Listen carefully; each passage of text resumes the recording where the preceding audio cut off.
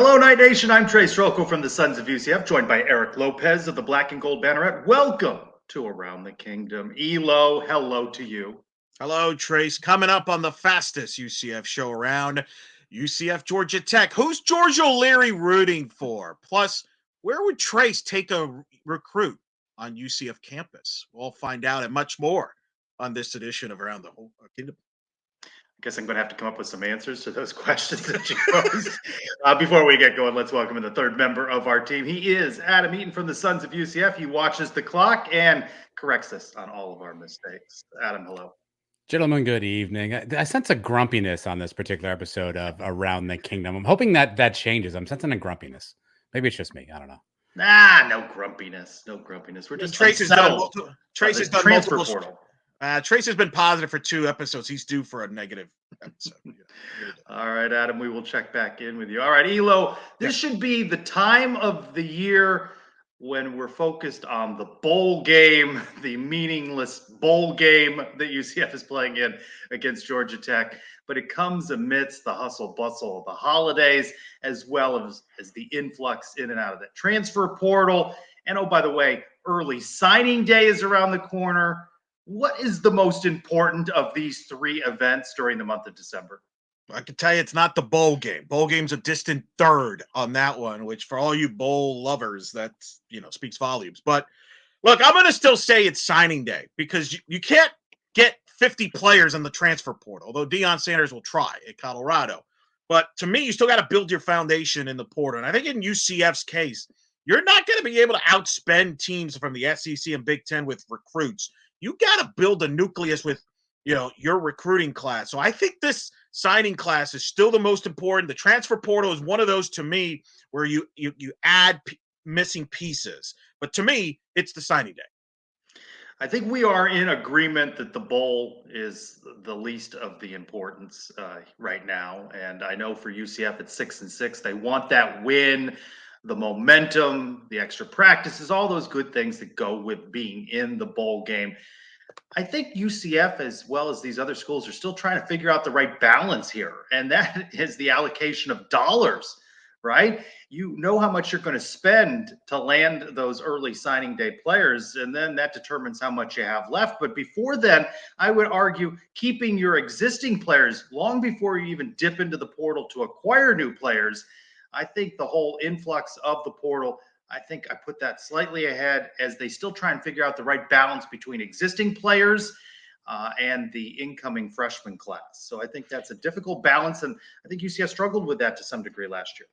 Well, I think college football, the calendar is a joke when you consider you've got signing day on December 20th, you got the bowl game that week, you got the portal still involved. To me, Trace, that's absurd. They should have kept signing day back in February like it was. So it's a joke, but they did it to themselves. Of course, you mentioned the transfer portal. UCF trying to get a quarterback. Grayson McCall, Coastal Carolina, was at the basketball game, ladies and gentlemen, this Sunday with UCF and Ole Miss. We're checking out UCF as we record this episode. No official decisions have been made on where Grayson McCall would go. Trace, I'm going to ask you, what would you want to show the recruit? Where would you take them if they were in for a visit? I wouldn't take them to a half-empty basketball arena where there were no students in attendance. We joked about that while we watched the game. I mean, unless he's a big basketball fan and wanted to go to the game, how was that a compelling environment to bring him? I mean, there was some excitement in that game, but it's just all Johnny Dawkins' fault, Elo. They lost the game. We'll talk about that a little. There are a lot of things to do in Central Florida, but I would take him off the beaten path. You got to throw in a theme park somewhere along the line, and as long as the weather cooperates, some sort of beach. But how about Gideon's Bakehouse for those half-pound cookies that they have, or Kelly's homemade ice cream? I take him off the beaten path for some of the local flavors to entice him, as well as theme parks and the beach. But certainly not a UCF basketball game. Can we afford the theme parks? Those are expensive, Trace. Do you know some hookups that we're not aware of? I do agree. Look, Orlando's like the number one destination, right? There's a lot of things to do. Check out the nightlife. if the Magic were in town, like the Magic were on Monday night, set it up where he can go to the Magic game, in the NBA or things like that. If Orlando City could have been hosting the MLS Cup, oh, that's right, they got eliminated a long time ago. Nice. Point is, theme parks, restaurants, I do agree with you. Take them out to best food places. And believe it or not, maybe take them out to the golf putt-putt. Some golf athletes like that. Basketball game, I would not have picked that. I would have picked maybe a Big 12 game, but you obviously can't do that. That'll be for the NFL, other recruits. Yeah, certainly. And as well, the more you know about the particular player and their interest, you might be able to do some things along those lines. Does the guy like to fish, boat, like to be out on the water? I would gear those things, right? You mentioned it. Where the world vacations, you want to give the athlete as many opportunities to experience Central Florida, remind them of the temperature in Iowa and in Kansas this time of year, and why they would. Well, be careful Orlando. there. Well, then, you got to make sure you do not have Eric Burris on your TV station because the weather could be lousy here every time. So that would not help recruiting at all. You know what we need to do? We need to get Buddy Dyer. Can we fix downtown Orlando? That way you get to go some of the places there, bar themes, maybe sports restaurants. Maybe that's where you'd think. We're social engineering downtown Orlando, a half hour around the kingdom. Bottom line, I don't know that UCF seals the deal, bringing it to a half-empty arena to watch UCF men's basketball. That is all I'm saying, and that's what we talked about during the game on Sunday. All right, we ranked it a distant third in priority behind early signing day and the transfer portal. But, oh, by the way, UCF is preparing for a bowl game coming up on Friday, December 22nd against Georgia Tech. Georgia Tech, that is known for having George OLeary as head coach. Who do you think Coach OLeary is rooting for in this one, where he was in the Hall of Fame, Coach of the Year, all of that at Georgia Tech, or his other school that he's in the Hall of Fame, Coach of the Year, all of that, UCF? To me, it's a no-brainer. He's going to root for Georgia Tech. He's going to say all the nice things. I root for both teams. I'm a fan of UCF. Nonsense. He's going to root for Brent Key, who was on his staff, and it was the guy that he handpicked to take over the program until the program imploded in 2015, and it didn't happen. He's going to root for Brent Key. He wants Brent Key to do well, and he doesn't have ties to the staff here at UCF, so secretly, I think he will root for Georgia Tech, even though publicly he'll say, "Oh, I'm not rooting for. I like both teams." I do think he appreciates what Brent Key is doing at Georgia Tech, but his legacy, what he's going to be most known for, is what he accomplished at UCF. How many ties do you think he still has to Georgia Tech? How beloved is he in Atlanta and amongst the Georgia Tech fan base? Of course, you could make the argument, I don't know how beloved he is amongst the UCF fan base either, but I think his bigger impact was on UCF, so I think he will lean towards the Knights. I don't know if he has a statue at Georgia Tech like he does at UCF, to your point. However, Brent Key is his guy and his staff. He's going to root for him to do well. I think he still goes to practices at Georgia Tech. Do we know if he's been to a UCF practice anytime soon? I know he was at the Baylor game, being honored for the 10-year anniversary, but I bet you he's been to more Georgia Tech games than UCF. If only we could get somebody to interview George OLeary, maybe somebody on this network to get him on and answer some of these hard, difficult questions. George wins either way, Elo. That's at least to him anyway. He'll be honored at the bowl game. Now, I mentioned Brent Key. Brent Key, of course, the head coach at Georgia Tech, was the longtime assistant at UCF under George OLeary and was in line to be the coach in waiting, perhaps as soon as 2016 until, of course, we all know what happened in 2015. My question to you, Trace, what if Brent Key would have taken over for George OLeary, whether it be in 2016 or beyond? How would that have gone with Brent Key as the head coach at UCF? The what if is tremendous, though, right? Because you know everything else that happens. So often we've heard, well, a terrible 2015 year, they go 0-12, but of course that gives you Danny White, it gives you Scott Frost, and the rest is history all of these years later. It is an interesting proposition. Would he have been ready? Longtime assistant coach, very familiar. How different would the system have been? Would they have adapted? We certainly wouldn't have gotten the UCF Fast and the UCF Fierce and all of those things that came with Scott Frost. I imagine that he would have had a rocky transition, and that's why it never came to be. I feel like Brent would have been a 7-5, 8-4 coach. I kind of think that's where he's going to do at Georgia Tech. Which is good at Georgia Tech, right? Especially the way Georgia's doing with Kirby Smart. I mean, you take what you can get if you're Georgia Tech. I mean, what saved him there, remember, Jeff Collins got fired. What saved him was the fact he was able to pull off some upsets. He's an alumni there, but you would not have gotten the undefeated 2017 season. You would not have gotten the offensive dynamics. You would not have gotten all the pizzazz from that 17-18 at all. So I think, unfortunately for him, as brutal as 2015 was, remember, he was the offense coordinator, it all fell apart. It was the best thing that happened to UCF because it made them bring out an AD and Danny White who changed everything, and it was for the best for UCF. I don't know if UCF is in the Big 12 today if Brent Key would have been the head coach, honestly, Trace. Scott Frost gives you Mackenzie Milton. Brent Key doesn't give you Mackenzie Milton. We know how important KZ was to that season. And he learned a lot in order to become a head coach down the line with Georgia Tech. So he needed that for his professional development as well. It turned out the way it was supposed to be, but it is a fascinating what if. Let's bring back in Adam Eaton. Time for some silliness in our silly game segment.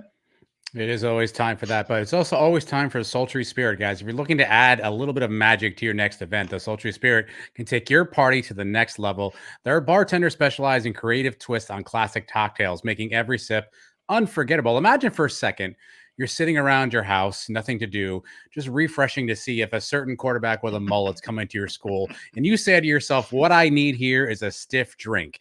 You're going to want to call the Sultry Spirit, have their mobile bartenders come to your place. They'll set up, they'll shake up the perfect drinks for you and all your friends to commiserate and refresh your Twitter feeds to find out what's happening.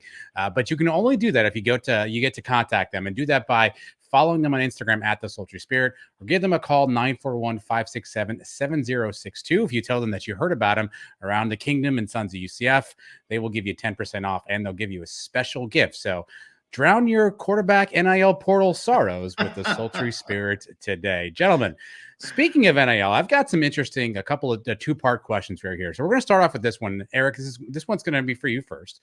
Trace, you'll go after Eric. I'm going to put the answers on the screen, though, because there's a lot here. So if you're watching, you'll see this on screen. If not, I'll say them out loud for the audio audience. Eric, what do you think? Rank these in order of importance. A recruit coming to check out a school today, which of these 5 things do you think is more important to the recruit? Rank these in order of importance to them. NIL, playing time, scheme, location, or prestige. Recruits today, which do you think is most important to least important? I think NIL is number 1. I think playing time is number 2. You can argue it's 1B. I think location is – I'm going to say scheme is number 3 because certain players want to excel in the scheme. I'm going to say location's 4 and then prestige 5. Trace, how do you rank these? What's most important to today's recruits to what's least important to today's recruits? NIL 1, NIL 2, Okay. NIL 3. NIL and everything else a very distant, distant second and beyond.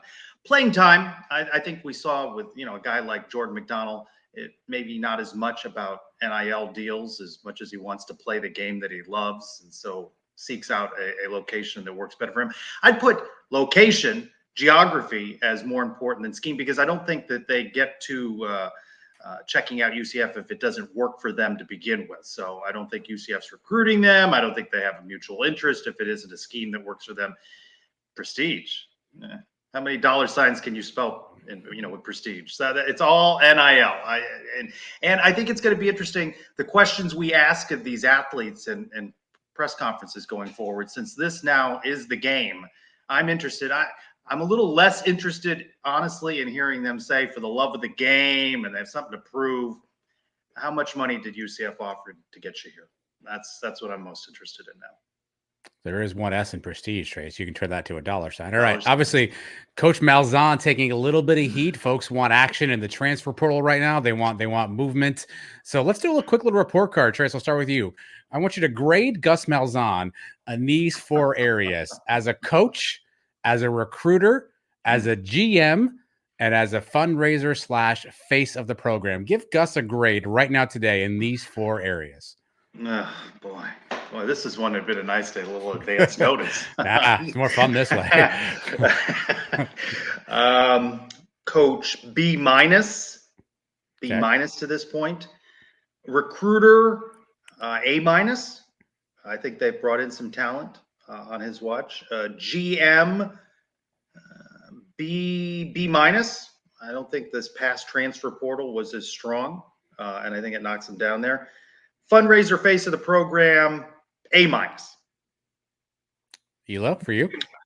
Wow. This is, I will say this. I think as a recruiter, if the class that he has next week stays intact, it's an A minus, right? Like it's going to be the best recruiting class ever. Let's see if it stays intact. If it does, it'll be there. Coach, I'm going to say B.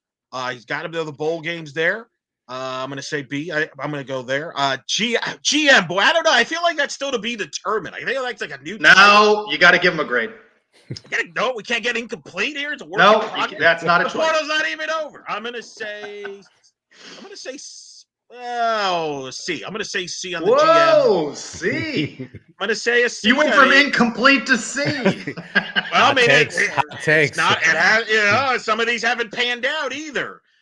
You can't hit on everybody. Not a high batting average. So I would say face of the program fundraiser. Well, I mean, he told Trace, how to how to donate to the program. So I'll give him an A minus just for that. The way he really sold Trace on it.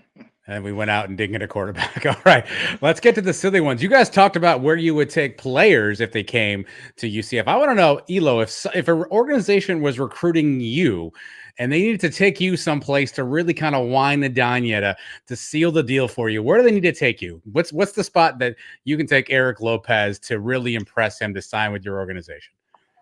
Definitely, I would go. Wow, there's a few good options. Definitely, and if there's an NBA sporting event, give me that. Right. Okay. Give me a really expensive restaurant. All right. Let's do that.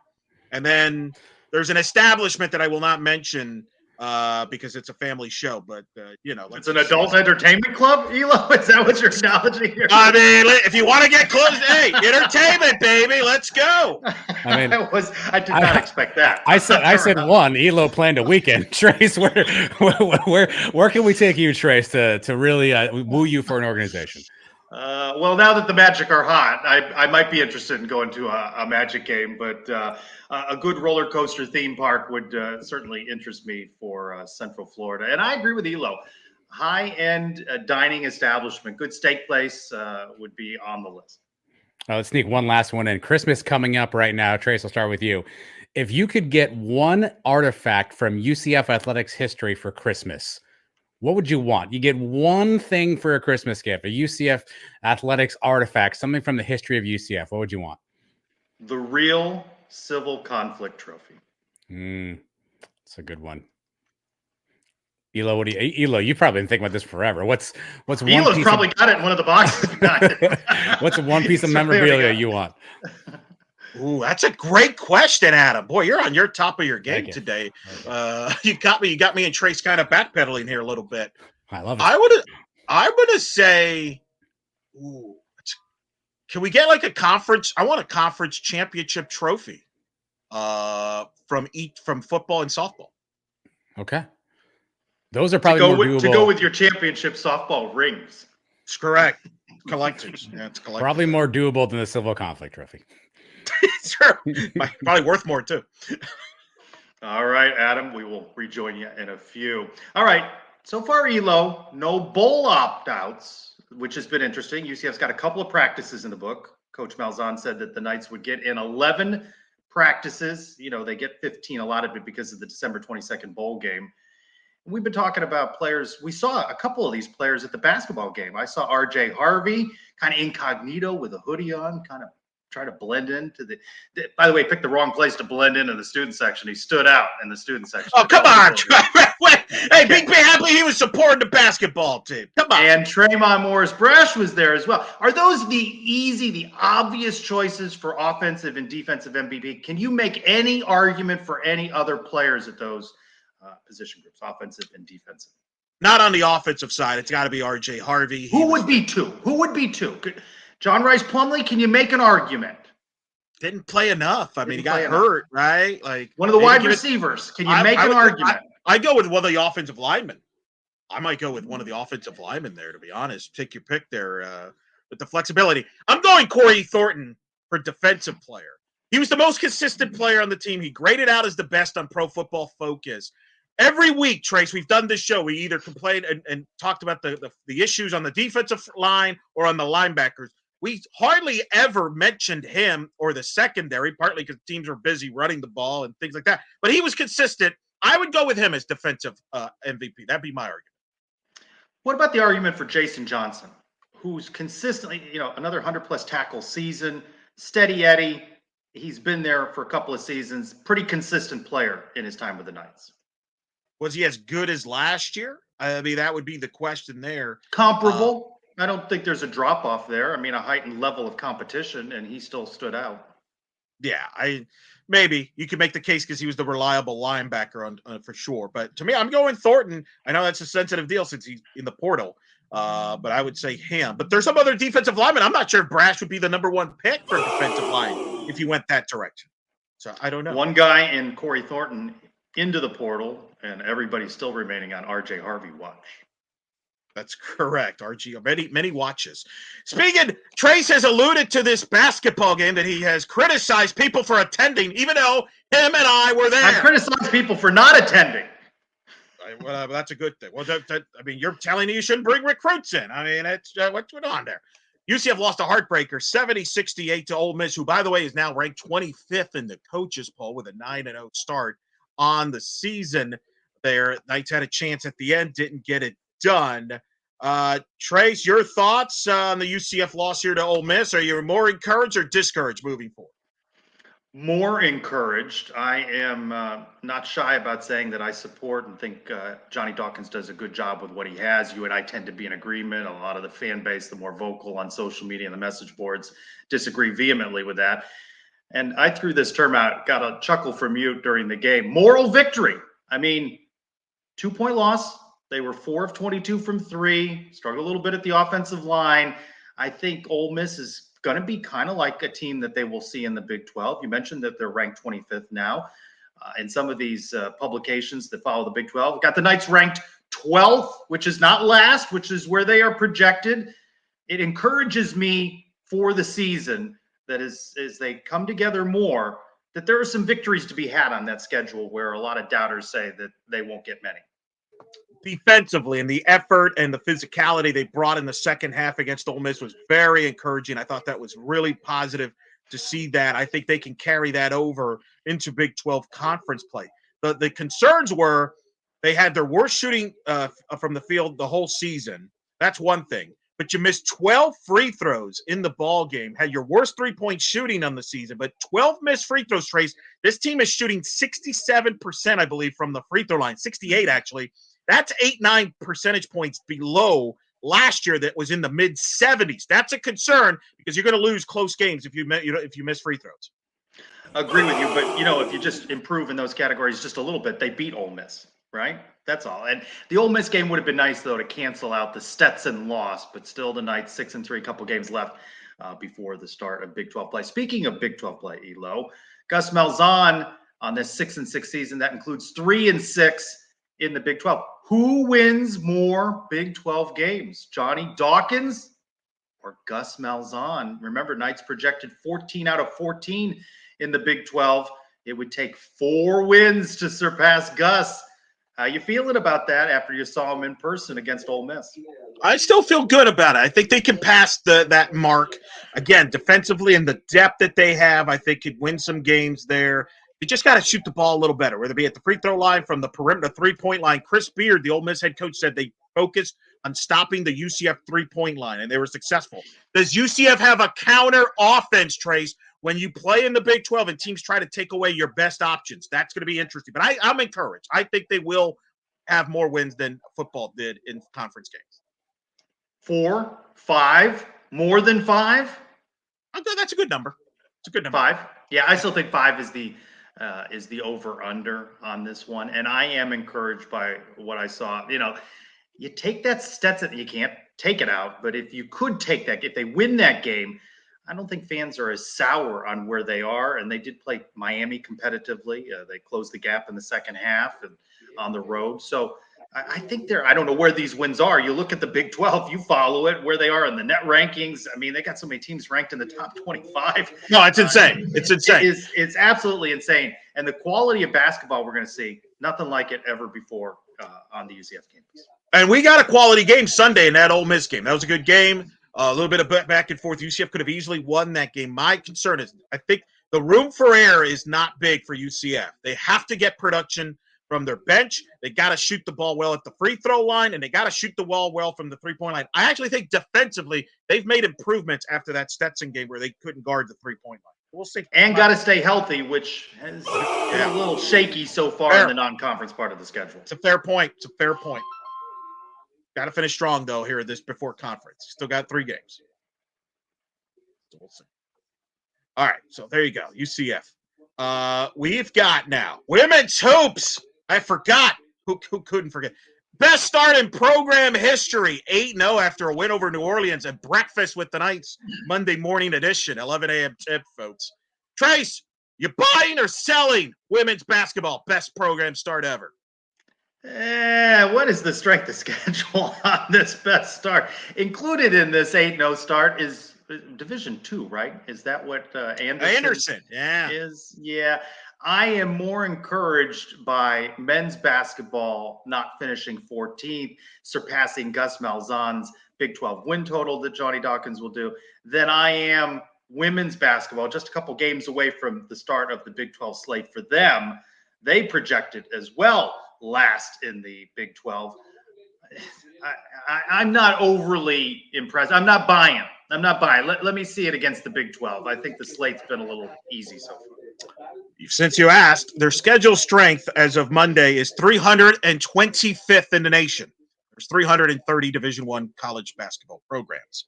So, hey, we got tougher schedule than 5. So we don't know anything about this team, and we're not going to know anything until they get into Big 12 play. But I will give something positive. Shout out to Layla Jewett. 7 3-pointers in the win against New Orleans, 1 shy of the school record. She was at Coach Abe. And I remember Coach Abe and that staff, they said she would be the next great guard they would have, and she's having a good year after being injured last year. There you go.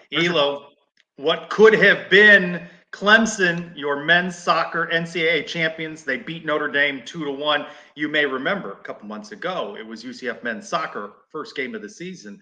They give up a goal in the first 25 seconds at Clemson, but rally back. They win 2-1. Should have been UCF in this finals. Could have been, should have been, Elo. Can we claim something, Trace? I mean, we beat Clemson. We beat the national champions. Is there a banner that they can hang? Terry Boucher needs to look into the camera and say something. Right? Look, I said it at the time. That was the best regular season win in the history of men's soccer's program, the best win in the Calabrese era. It does sting, right? Because it's like, man, we beat the national champs at their place. What if we didn't, we could have had some home matches. It's a what if year, and it just adds a little like, oh, what happened at the end? It's a bummer because it's an incredible win for the program, and you're like, oh, what if?